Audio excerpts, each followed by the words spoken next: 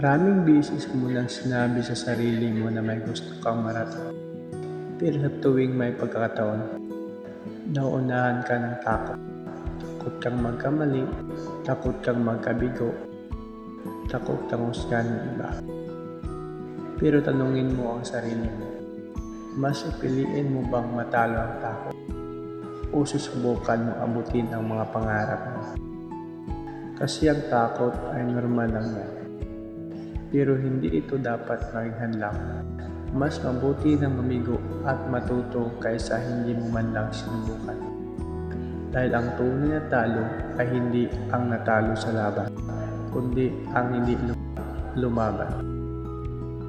Kaya sige lang, sumubo ka.